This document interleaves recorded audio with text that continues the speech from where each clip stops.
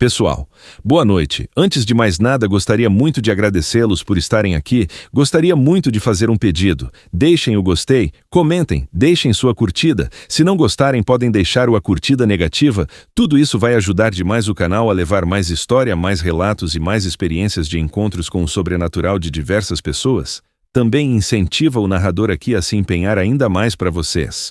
O YouTube não está notificando os vídeos e, de certa forma, isso desanima um pouco porque atrapalha o trabalho no canal. Espero que gostem do relato. Uma boa noite a todos.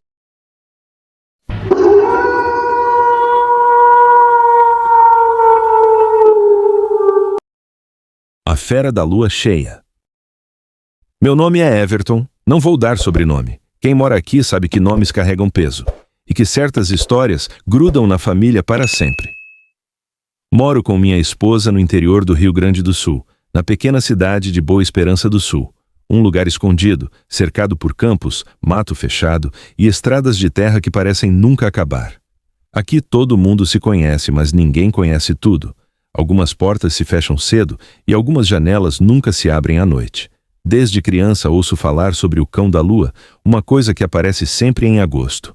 Alguns dizem que é uma lenda para assustar criança, outros mudam de assunto quando o nome é citado, como se falar fosse chamar. Sempre ri disso, até a noite passada. Era sexta-feira. O frio cortava a pele, mesmo antes da madrugada. Minha esposa estava no sofá, enrolada numa manta, rolando o celular, e o vento zunia lá fora. Mas não era aquele vento contínuo de inverno, era um assobio irregular, quase humano, como se alguém respirasse forte entre as árvores. Fecha aquela janela da cozinha, ela pediu sem tirar os olhos da tela. Tá entrando um vento gelado demais. Já tô fechando, respondi levantando. Hoje tá mais frio que o normal. Ao empurrar a vidraça, ela rangeu como se fosse contra a minha vontade. Do lado de fora, as árvores se retorciam. A lua, fina e pálida, desaparecia e reaparecia por trás das nuvens que corriam depressa demais. Fechei e travei tudo, mas o ar gelado continuava se infiltrando. Foi então que ouvimos. Não era latido, não era miado. Era um rosnado grave, profundo, que parecia vibrar no ar e no meu peito ao mesmo tempo. Tu ouviu isso? Ela perguntou, levantando os olhos. Ouvi. Isso não é cachorro? Tentei forçar um sorriso. Deve ser algum bicho no mato.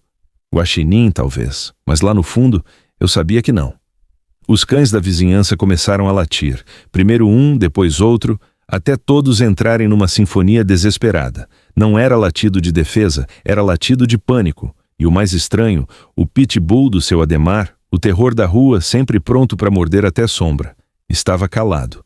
Olhei pela fresta da cortina. Ele estava no canil, encolhido, o corpo tremendo, as orelhas coladas à cabeça. O medo estampado no bicho. Voltei para a cama, mas não consegui deitar. Minha esposa também estava acordada, só tentando dormir. Não vai lá fora, ela murmurou sem abrir os olhos. Vou só dar uma olhada da varanda. Everton, não. É só olhar. Subi devagar, evitando o rangido da escada. O ar parecia mais pesado a cada passo.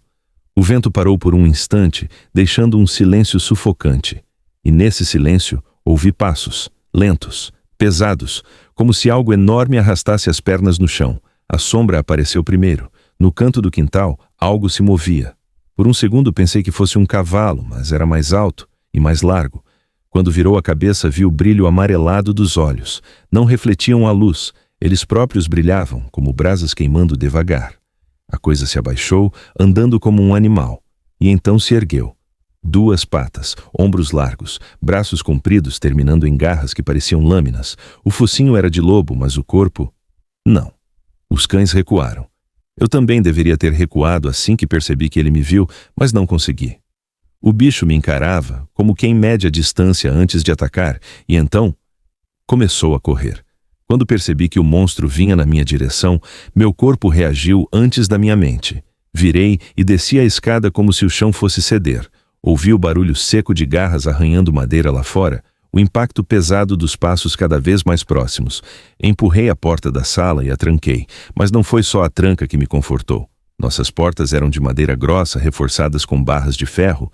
Minha mulher estava no canto da sala, pálida. O que é? Ela perguntou, a voz tremendo. Não pergunta, só afasta da porta. Everton, tu tá branco, o que tu viu? Eu vi. Minha voz falhou. Eu vi um cão, mas... de pé, olhos amarelos. Tá aqui fora. Ela se encolheu no sofá, puxando a manta como se fosse escudo. Foi nesse instante que o primeiro impacto veio. Algo bateu na porta com força suficiente para fazer os quadros tremerem. O segundo impacto veio acompanhado de um rosnado que parecia vir de dentro da minha cabeça. Meu Deus, ela sussurrou. Ele quer entrar. E vai continuar tentando.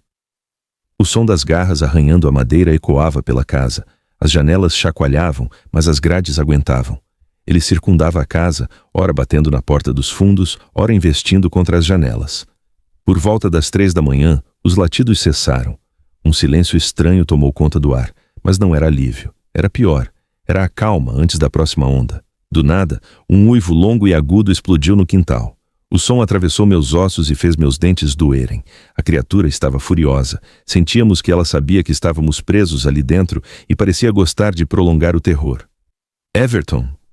Ela segurou meu braço com força. E se ele arrombar? Não vai. Não consegue.